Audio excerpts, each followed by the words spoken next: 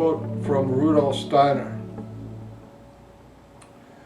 Just as in the body, eye and ear develop as organs of perception, as senses for the body processes, so does a man develop in himself soul and spiritual organs of perception, through which the soul and spiritual world are open to him. For those who do not have such higher senses, these worlds are dark and silent, just as the bodily world is dark and silent. For a being without eyes and ears, that's what this is all about. The empowerments are about developing your inner awareness, your inner organs of perception of what's being said, what's being done within inside of you, the feelings, the thoughts, the words, and what's happening in your soul, what's happening from your soul, what's happening from your will, and how to protect it, and how to connect to it, and how to enliven it, resuscitate it, bring it back to life, and make it a fully functional part of yourself without pain. That's a pretty tall project, but we started out this way, got messed up, and it can be reversed and put back into its original condition. Empowerment. Everybody knows what empowerments are. They have books on empowerments. But this is a very specific empowerment. This is an empowerment that is meant to be a scaffold. And you stand on this empowerment to do the work of building your internal connections. The empowerments are very simple. I am empowering myself with a strong and loving intent to heal my will. Your will is down here, your emotional body. And if that's where all the stuff, ideas, beliefs, pain, suffering is stored down there, that's the magnetic memory disk that holds all your good and bad, love and hate, holds all that stuff. So that's what the whole point of language lessons of the heart is, to heal and evolve your emotional body. And you don't know how big that is, or what kind of a task it is. You don't know how high that mountain is to climb. So if you just think it's a trivial thing, you'll be kind of half-assed about it. Oh yeah, it's just some little, I don't have really a very big problem. But if you find out that you're making your subconscious conscious and resolving issues that have been long-standing, not only from possibly other lifetimes, but from generations of your grandmother to your mother to you, to your kids, these are pretty big projects, and you need a lot of intention to do that. And your intention is to heal. Of course you want to heal, that's your intention. But the power to intend is in your intentionality. And this empowerment is to give power to your intentionality. If you don't remember what intentionality is, go back to the video on intentionality. It's the power to intend. And it is your bus full of archetypes. And if you've been knocked around, beat up in this world, and that's still the place where your bus goes, it's because that's your intentionality is taking you to those places of suffering and those places of grief and pain and anguish and anxiety. That means there's people on your bus that are pulling you in that direction. And so intentionality is made up of two things. It's made up of a being, which yourself is a being, and the feeling. So I'm empowering myself with a strong and loving intent to heal my will is the words that you connect to your feelings, and you form an archetype, the healing archetype. So it's not that you're just saying I'm empowering myself with a strong and loving intent to heal my will. What you're actually doing is building powerful allies and archetypes in your intentionality that will counteract whatever bad stuff that may have ever happened to you ever from the beginning of creation until now. You'll have you'll have the archetypes that'll protect you, defend you, and make sure that your bus always goes in a healing direction, always goes in a way that doesn't wound you more, that doesn't involve you as a tar baby where you get stuck in a situation and you're all stuck and covered with black goo and, you know, the stuff that we get into just by living a natural life. So that's what it's all about. There's a difference between words and information. Yeah. Well, okay, there's thousands and thousands and millions of books of information, but that doesn't get the job done. You know that you got a flat tire. You got to do the process, and this is a process. Process is what gets the job done. You do your empowerments for as long as it takes until your bus of intentionality, it completely goes over from self-hurt and self-abuse to self-care and self-love. This is not something you do half-assed. This is something you use your whole ass. Maybe you've never used your whole ass before. Or been wholehearted. And we just kind of have this little service, oh yes, I love myself. I really do love myself. Well, we'll see about that. If you love yourself, then you wouldn't be having, dramas and traumas that seem to be rampant these days. So that's what it's about. You're going to need some materials. You're going to need some notepads and maybe some Post-its, maybe a video camera, if there's an option. And definitely you need to take notes on this. Okay, this is a public service announcement about doing empowerments. Some people are experts on empowerments. They know more about empowerments than anybody else born on earth. They have books on empowerments. They do empowerments every day. Every 5 minutes they do an empowerment. They do daily empowerments, empowerments for spirituality, empowerments for relationship, empowerments to get more money, empowerments for success, empowerments to lose weight. And that's not what this is about. Please stop doing any other empowerments that you're doing. You can pick it up later after you finish this this whole course of language lessons of the heart. And I'll tell you why. Empowerments, you say, well, there's something wrong with me, there's some kind of thing I need to do, so you get a book on empowerments and you read how to do an empowerment and it inspires you. And then you read another book on empowerment and you have a list of empowerments, or you have your favorite empowerments, or maybe you make up empowerments. Well, what this does is it all goes down into your emotional body, and it's trying to form an archetype. It's trying to form a model, and maybe you get some relief from that, or maybe you feel like a euphoria from doing your empowerments. They're supposed to. They're very powerful.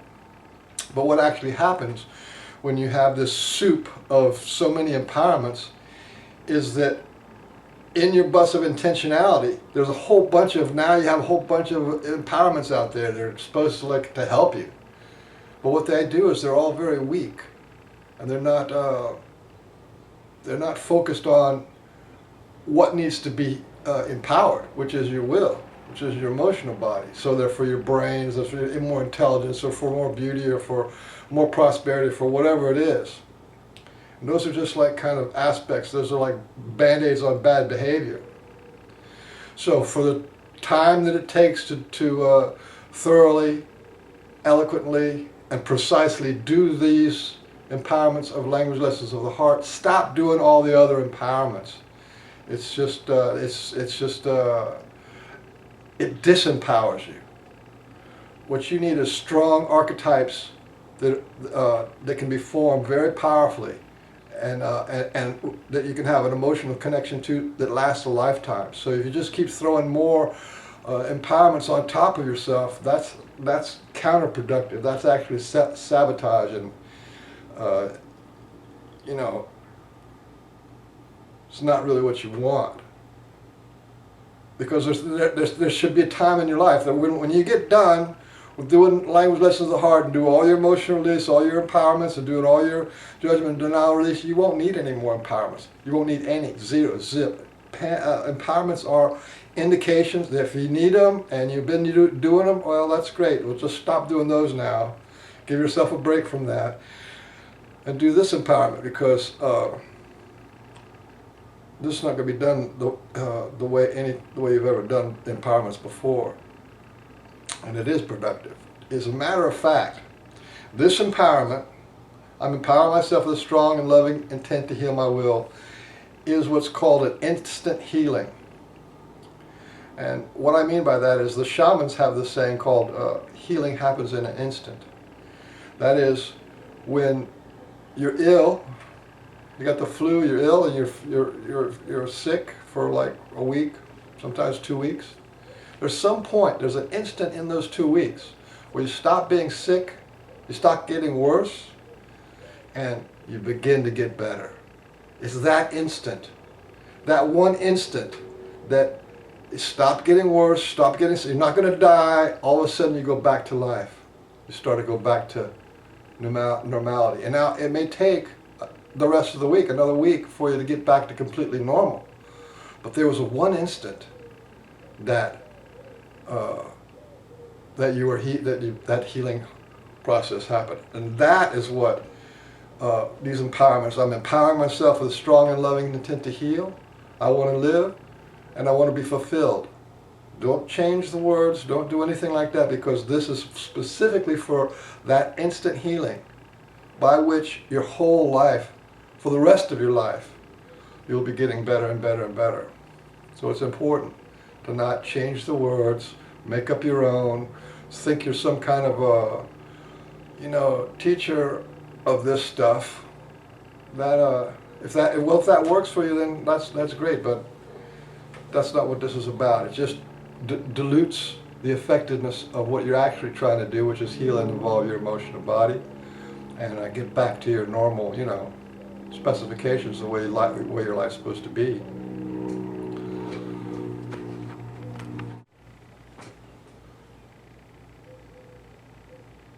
So I've used the metaphor of climbing a mountain, and if you're going to climb a mountain, you don't just going to go climb Mount Everest, just like get up out of your, you're off your couch and go, well, I'm going to go climb Mount Everest today and go buy a ticket. That's not how you do it. If you're going to climb a mountain, you got to do some preliminary work. You got to buy equipment, you got to take some classes, you got to practice, you got to actually go out and climb some smaller mountains, climb some higher mountains. And this whole process of getting ready, getting prepared to climb Mount Everest might take 2 years or more. And plus a lot of effort on your part. You have to get your body in shape and be able to try to work at higher altitudes and know how to use ropes, all that kind of stuff. Well, that's one metaphor. And but this metaphor I'm going to use for this empowerments is like if you're going to learn how to play music. And music is kind of complicated because, there's a sheet music, and then there's all these piano keys or whatever, the guitar or whatever it is. There's how to put your fingers, and then how to listen to what the music's being played, and then try to match the music to the sound that's in your head, and try to learn that. And that takes practice. You don't just pick up guitar or piano and one time, but you have an attitude of like, I want to learn guitar, or I want to learn to play a piano. Well, this is the inner music of your soul is what I'm teaching. I'm teaching you how to play your instrument, your body as an instrument. So there's a certain amount of determination of like, this is, I'm going to practice every day, and I'm going to get better at it, and you're going to take it little step by step by step. So I'm going to talk about this guy, Ernest Chapman. I found him on YouTube, and he talks about the 7 steps to program your subconscious. And he's applying this, although this was taken from how to learn a language. It's the same kind of thing. Languages, you have to learn and listen and understand, and there's a process to do that. The first thing you need to do is relax. Okay, there's no big giant urgency. You're going to be doing this for 40 days or 80 days. You're going to do this in all kind of ways. So the very first thing is relax, because what we're trying to do is reprogram your brain and make connections, and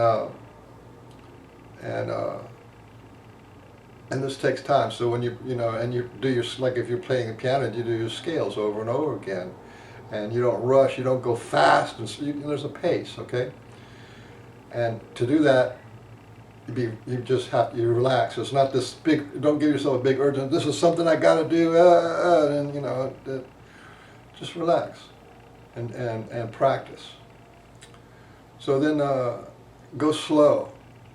When you're learning your scales or you're learning how to play the piano, you go slow. Hit each note, each note, each note. If you remember, I gave a polarity flip-flops. That was just for practice to begin to learn how to connect your thoughts to your feelings, and to how the thoughts of polarities move you around, and how that influences. This is to begin to give you an inner sense of how your subconscious works as you live through your life. So slow down. Go very slow at the beginning. Practice this very slowly. I'm empowering myself with a strong and loving intent to heal my will. But we'll also be going back in time to events, and we're going to use different emotional scales, and we're going to be creating from the point of view of an archetype. So you got these other things going on. You're not just saying words. There's these other aspects of yourself, other aspects of things that you can pay attention to. So find your own speed limit. You don't go too, you have enough determination and you're wholehearted enough to do it, but go at the speed where you don't flub up. So when you're trying to go to a specific event or a year in your life, and then you're trying to go to talk from, do the empowerment to your will or to your heart, and you're going to go to and talk from the healer, be the healer that's saying this. This takes time. Eventually, it's like walking. Eventually, it's going to be very natural. Once you learn the steps, like when you do judo or something, you do everything very slowly until you feel all the steps together. And then while you're doing this, be an observer of your thoughts and feelings. And that's the whole point. Is we're going to get you do. I'm empowering myself with a strong and loving intent to heal my will, or I want to be fulfilled, or I want to live. And so these things have an impact on you, but also if you and you might get drift off. That would be okay too. But pay attention to the thoughts and feelings that are coming up as you're doing this, as you're doing you found your speed limit, you're doing it slow. And allow your nervous system to imprint. What you're actually doing is you're actually learning how to make your subconscious conscious. And this is a way, and to do this, you actually have to train your mind and your body, allow them to be imprinted with the process that you're doing. And I'm going to have a few clips on that, and I have a whole video so you can understand how your mind takes in information, makes new connections. So just let it happen. Don't force it. Don't slack off. Don't force it. Just let it happen. And if you do it right, if you're lucky enough to do it right, if you get, let's say, you get so involved with learning this new lesson, learning this new thing, that you experience timelessness. So if you ever learn an instrument and you get so much into playing and practicing that you lose track of time, that's a good thing, because that means all this magic stuff is happening. So if you do your empowerment, and you're doing it and you're moving around, or maybe you're doing it when you're, and you lose track of time. Oh, I forgot I have to do this, I have to do that. That's what you want. You want to be able to be in a sort of like a timeless state. So, and this takes like practice and sort of like an ongoing rolling thing, and with a certain amount of, I want to know this. I want to be able to accomplish this. Because remember, somewhere along the line, there's going to be an instant healing that changes you from a life of being wounded, perpetually wounded or perpetually bumped around, to one who's being perpetually and continually getting better. This is important. This is it in a way. And okay, so this is boring. For the mind, it's boring because you're not saying anything different. You're doing all this other stuff, but you're not saying anything different. I'm empowering myself with a strong and loving intent to heal my will. And then, even no matter how much you're into it, you find that your mind wanders. Let it wander. Let it wander. Don't resist, and don't say, "Oh, I've got to do." Don't put the pressure. "Oh, I've got to do this, and I gotta, No, just let it wander, and and then come back. It's sort of like it cleans your mental palate. And then come back, and you come back a little bit fresher, or a little integration has happened. And then break your practice time into chunks. Do it for a minute on, a minute off. Do it for 10 minutes on, 10 minutes off. Do it 20 minutes in the morning, 20 minutes in the evening. Break it into chunks. You can't overdo it, so you can do it. You can have a whole routine in the morning, or a routine at night, or you can do it on the way to work. And you can do it every day, just a little routine, and then break it up and take the weekend off. Take a couple days off. And these kind of, when you have this, and review this, either write this down or review it. And this is the way you learn. This is the way you learn languages. This is the way you learn music. This is the way you learn anything. Is by doing, and you will have hit all these steps in any process of learning, especially something as complicated as making your subconscious conscious. Okay, let's start. I'm empowering myself with a strong and loving intent to heal my will. I want to live. I want to be fulfilled. You can just practice one, until you get tired, and then do another one to change it up a little bit. So, I talk about archetypes. Almost all the archetypes that you've ever had that are floating around in your subconscious mind, wreaking havoc or making you feel good, they're all subconscious. You're not conscious of them. And that's what gives them power. So, on a piece of paper, get your paper out, your journal or whatever it is you're using, and write healing archetypes and role-play personalities. And this part of it is you take on the role, like in Halloween. You become the Viking or the knight in shining armor, or the witch, or whatever it is. But this is role-playing. So write down empowered archetypes, like a detective or a super sleuth. And you play that role. I'm the detective, I'm the super sleuth, I'm going to figure this out. That's the feeling of it, right? So you play that role, and and then you say you're empowering. So I'm empowering myself with a strong and loving intent to heal my will, and that's your, and you're saying that from the point of view as being of the detective or the super sleuth.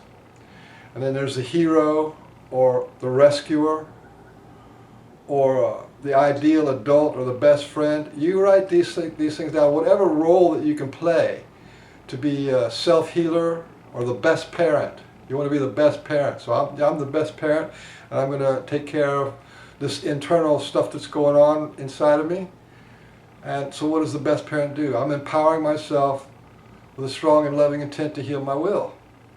I'm empowering myself with a strong and loving intent to heal my will as the best parent, or as the defender. So make a list of, say, 10 or 12 of these things, that these role-play personalities where you are the archetype. You are the one who's actually going to be on the bus. You are the one who's going to be the healer or the doctor or the shaman. You're the one who's going to be the, the higher self, the God self. So you're the God self saying, I am empowering myself with a strong and loving intent to heal my will. Or the goddess of healing. I'm empowering myself with a strong and loving intent to heal my will.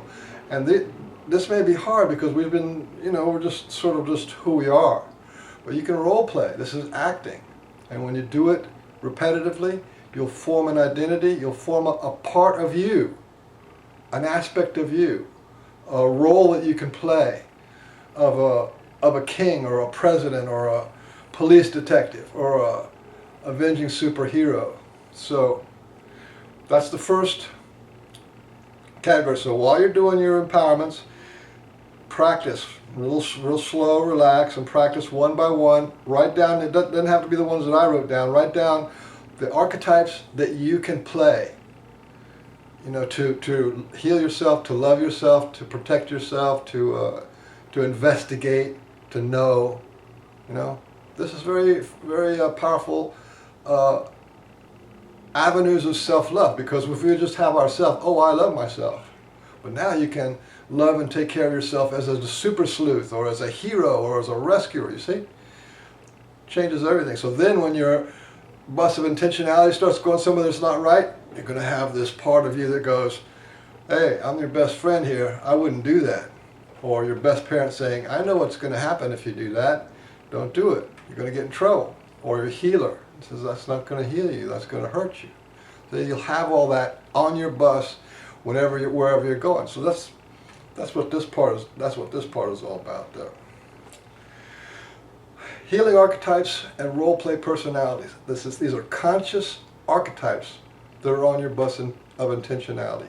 Much more powerful and much more in control. You are in control of this instead of being a passenger on the bus, as sort of like a victim and all this stuff is happening to you. And then,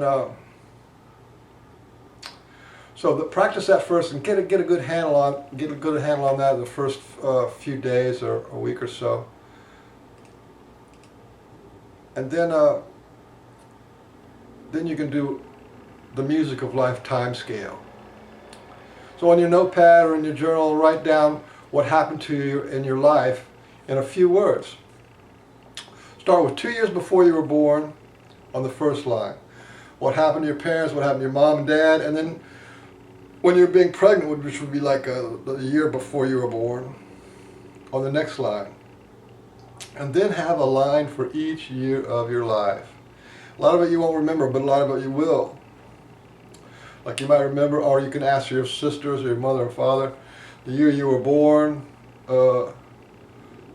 maybe you moved, you have just a normal life, your second year, da-da-da. By your fourth year, you had a good birthday party. And then, so whatever it is, just in a few words, write down what you can remember about that year. And if you're 40 years old, it'd be 40 years plus 2. And if you're 30 years old, it'd be 30 years plus 2. And then once you've built up the ability to do your empowerments, then you can go back and speak your empowerments into as a role play and review every year of your life, so that every year of your life you'll have an intent to heal in it. This is very important, because just writing this stuff down, the effort it takes to write this stuff down and is to take your conscious mind and go into every year of your life. Because somewhere along your line, if bad things happen and that formed the riders on your bus that you don't want. And it's good to know pretty close what it was. Like if your mom and dad were fighting before, your dad left before you were even born. That's probably a good area that you need to be focused on at some point and have intent to heal in these places. And so it's the time scale. The music of life, time scale.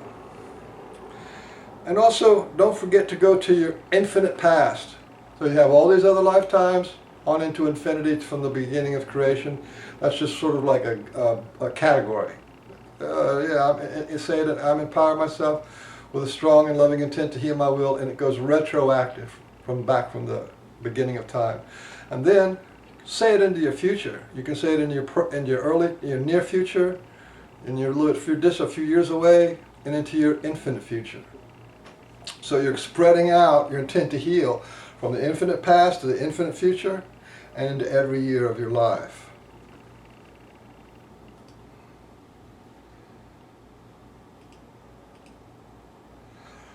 And then the music scale, the music of life, the emotional scales. And this is, here again, the effort to write down all the different kinds of emotions that there are is effort, you know. Like when you did polarity flip-flops, the effort that it took to find all the different polarities. If you could find 300 different polarities, that effort to find that is the exercise itself. And then you practice the walking around in circles or walking around in the street. Those two things, the effort that it takes to find them and then to practice them is what makes the new connections in your brain. So in this one, in your notepad or on your journal, write out a list of all the emotions that you can think of. And I think there's hundreds of them. I never was able to finish a whole list. It gets to be really long, but because there's innuendos and little things.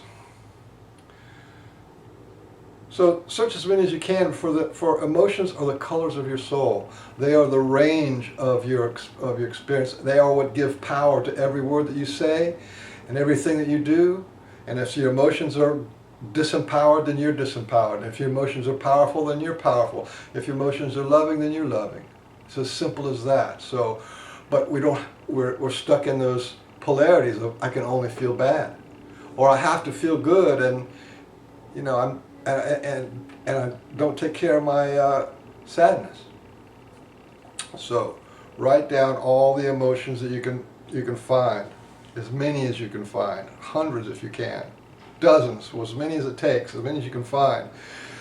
Determination, anger, sadness, joy, fear, alarm, everything. Slacking, any kind of emotion, terror, sarcastic, grief.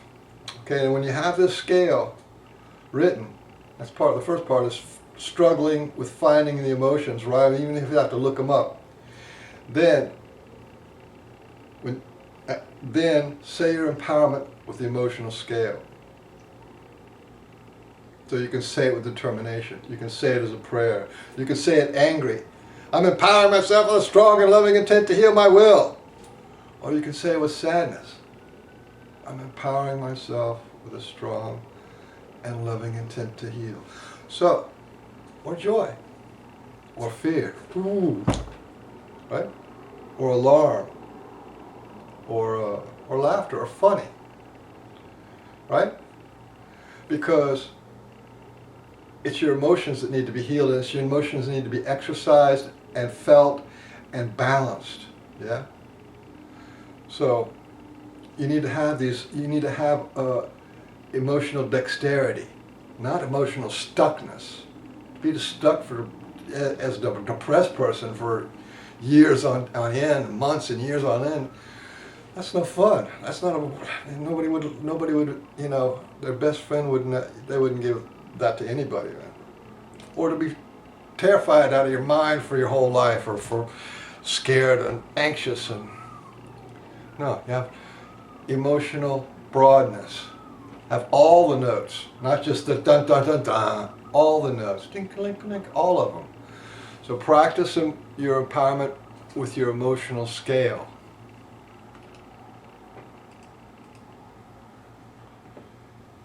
Yeah, what else? Okay. And this is an easy one, but it's very powerful. Because really, it's your mind that has to turn and look at your inner being. It's your mind that has to turn and decide to take care of your inner being, to love your heart, to love your will, to love your body in a way that it reduces the pain and stress that's your body and your heart and your and your emotional body are under already. So this is a little exercise you can do from time to time, and that is to say your empowerments from and to your four parts.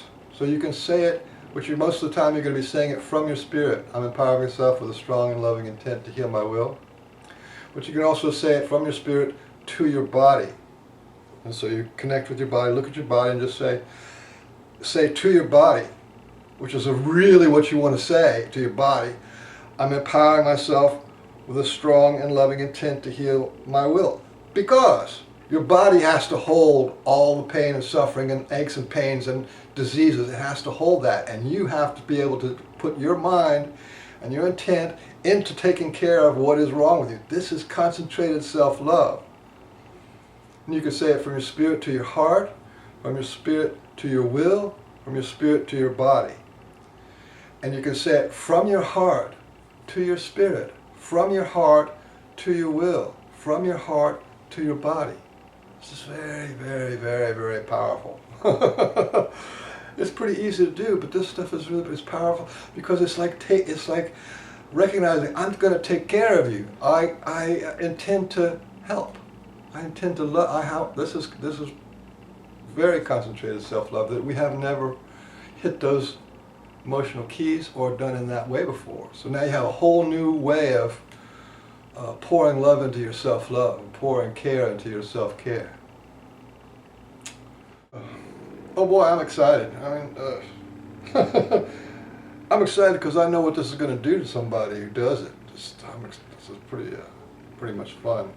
Now there's more to it, and there's a whole lot more that I could go into.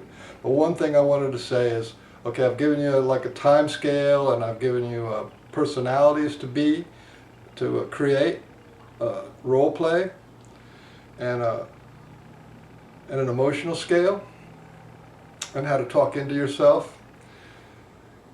But what's really important is actually to move while you're in your day-to-day life and moving your body. So whenever you move your body, that's a good thing to do. So when you get up in the morning and you put on your clothes, I'm empowering myself with a strong and loving intent to heal.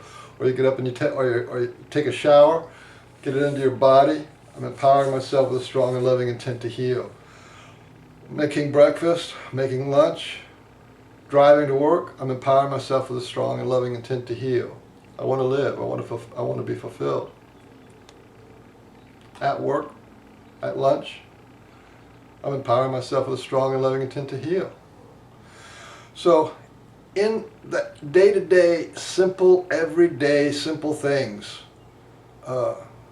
driving your car, going to the grocery store. Going to the grocery store, you're pushing your cart. I'm empowering myself with a strong and loving intent to heal. And that kind of puts a little intention out, so everything you buy is going to be kind of like involved with healing, and driving your car is going to be kind of like involved with taking care of your life, cleaning your house or doing your laundry. That's involved with self-care and self-love. I'm empowering myself with a strong and loving intent to heal my will. And so to put it into the everyday actions of your life, pretty important. And I said, it'd be good to have Post-its. If you can get the big kind of Post-its, and write down your empowerments on your Post-its. Put one on your computer. You spend a lot of computer time. Put one some around your desk. Put one on the mirror where you shave or put your makeup on. Put it in the kitchen. Put it on the refrigerator. Put it on the kitchen. So you see it with your eyes. So you want to hear it with your ears. Remember to go from subconscious to conscious, from nonverbal to verbal. So you hear it with your ears, don't just say it in your head. Just hear it with your ears, see it with your eyes, feel it with your body, move your body. This involves all parts of you. It's very simple to do it that way. So it's not just, so there's some things you're going to want to do just at home so you can concentrate and practice your personalities and practice your going back in time and practice doing the emotional scales. But there's other parts, but that's not where you live all the time. That's just an isolated part of that's like where you practice your piano. That's where you practice. But you live your life out in the world and in your house with your kids or family or whoever it is. So put it in all parts of your everyday life. Put posters around where you know you can see them, where you can actually see it and remind you, and you're seeing visual input. And the other thing which is really fun to do is to get a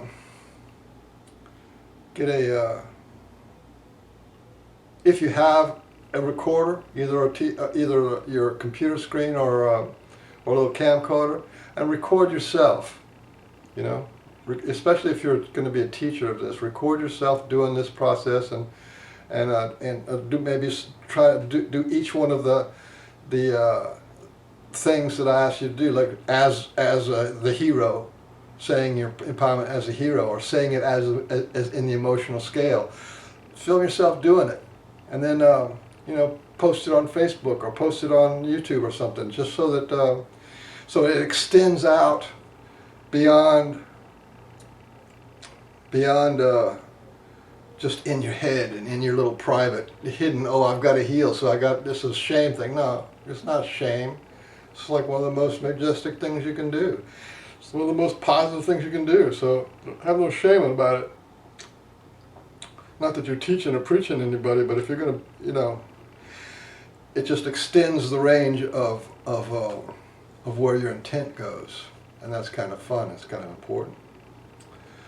So that's it. And the last thing I'd like to say, I mean, there's other things you can do, like storyboards that are really powerful. Get a big board and put out all your time scales or your emotional scales, and put all your photos that you can collect of your heroes and your you know, ideal parents or whatever it is. Storyboards are good. But remember to give yourself the feeling of success. You're learning piano, you got to feel good about it when your practice is over. Yeah, I did good. I practiced. You know, or if you space out and you go back to it. Yeah, you know, I'm back at it. Yeah, give yourself the feeling of success, because we don't give ourselves enough feeling of success, and that will. You're not doing this as a punishment. This is not a punishment. This is an exciting thing you're doing to transform your life. That's a success. It's a big success. So every little step is a success. So give yourself a little success along the way, and have fun. I hope I see your videos. That'd be fun. I'm empowering myself with a strong and loving intent to heal my will. I'm empowering myself with a strong and loving intent to heal my will. I want to live. I want to be fulfilled. I'm empowering myself with a strong and loving intent to heal my will. I am empowering myself with a strong and loving intent to heal my will. I want to be fulfilled. I want to live. I am empowering myself with a strong and loving intent to heal my will. I want to be fulfilled. I want to live. Yay.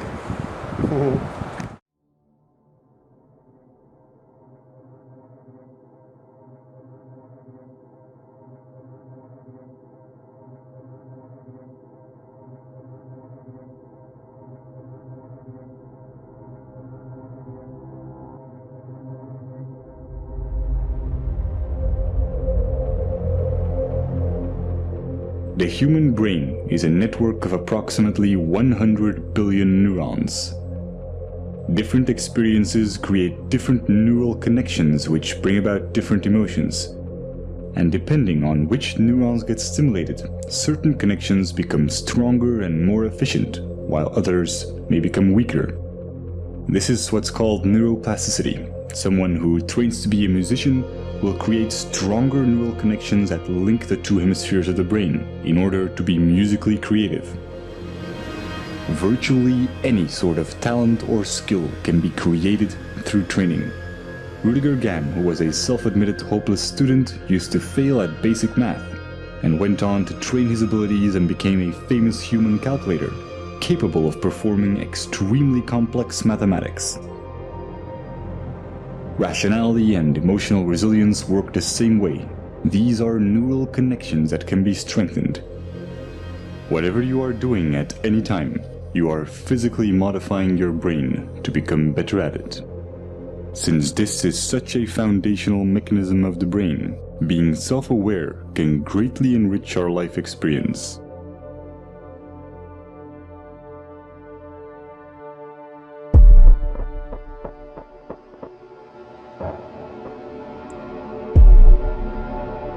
Specific neurons and neurotransmitters, such as norepinephrine, trigger a defensive state when we feel that our thoughts have to be protected from the influence of others. If we are then confronted with differences in opinion, the chemicals that are released in the brain are the same ones that try to ensure our survival in dangerous situations. In this defensive state, the more primitive part of the brain interferes with rational thinking, and the limbic system can knock out most of our working memory, physically causing narrow-mindedness. We see this in the politics of fear, in the strategy of poker players, or simply when someone is stubborn in a discussion. No matter how valuable an idea is, the brain has trouble processing it when it is in such a state. On a neural level, it reacts as if we're being threatened, even if this threat comes from harmless opinions or facts that we may otherwise find helpful and could rationally agree with.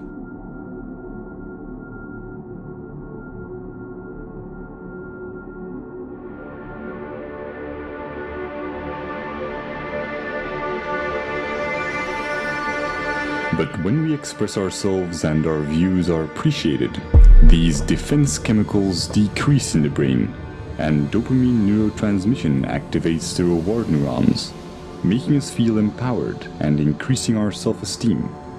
Our beliefs have a profound impact on our body chemistry. This is why placebos can be so effective. Self-esteem or self-belief is closely linked to the neurotransmitter serotonin,